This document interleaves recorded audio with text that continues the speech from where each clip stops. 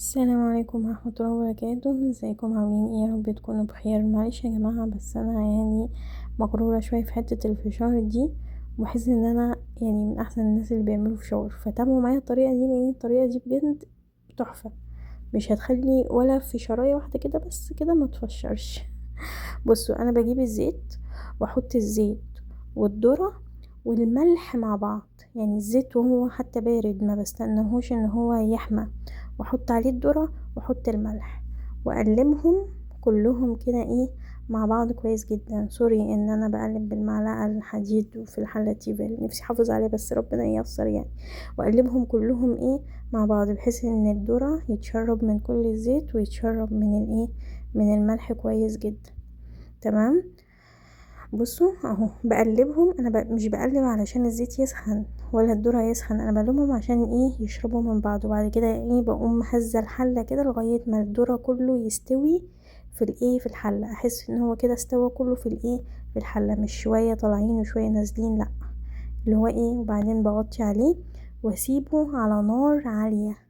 ماشي، على نار عاليه.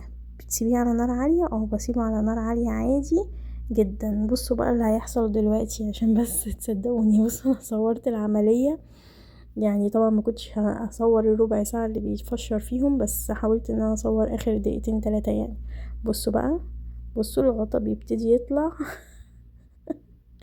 من الفشار وهو بيفشر. بصوا بصوا الموضوع عندي كبير لاني انا ناس بقى بتقعد تهز الحله وتعمل. الموضوع مش محتاج خالص، بتحطي كله مع بعض وتحطيه في الحله وتعلي النار عليه لغايه ما بقى تسمعي الفرقعه وما تكشفيش عليه خالص. تمام. هقولك بقى امتى تكشفي عليه. بصوا الفشار ابتدى يطلع امتى بقى. تكشفي عليه. هو مش هتكشفي عليه، انت بتطفي النار اول ما تحسي ان صوت الطرقعه ابتدى يخف. اللي هو بقى بدل تك تك تك تك تك تك تك، لا، تلاقيه تك تك تك. وتقومي طافيه النار وتسيبي الحله برضو متغطيه، ما تكشفهاش على طول. هنا الحله علشان الفشار كان كتير، فبصوا طلع بره الحله ازاي. بس اول ما تسمعي كده تك تك تك، تقومي قافله على الفشار. وبرده ما تكشفهوش، بحيث ان لو في حاجات ذره لسه ما تفشرش يتفشر في في السخونيه. بس بصوا عمال يطلع ازاي. والله بصوا، هو مش فيديو تافه والله، لا. وعلى فكره في حاجه مهمه جدا لازم تعرفوا، ان بصوا الجمال بذمتكم. ما اقفش على عربيه فشار كده وابيع فشار، والله تحفه. ولا تقولوا لي مكنه بقى ولا اي حاجه. بصوا، وهوريكم دلوقتي مفيش ولا واحده فشرت. وخلي بالكم، هو نوع الفشار، لو انتوا جبتوا فشار وعملتوا الطريقه دي مفشرش، يبقى نوع الفشار قديم ومش حلو، لان نوع الفشار بيفرق.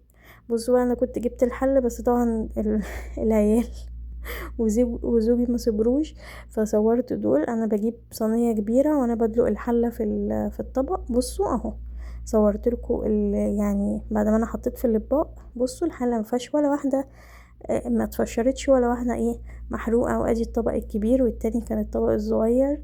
وبجد اعملوا الطريقه دي، ولو ما نفعتش معاكم اعرفوا ان هي الفشار نفسه نوع قديم وحش. يلا، سلام.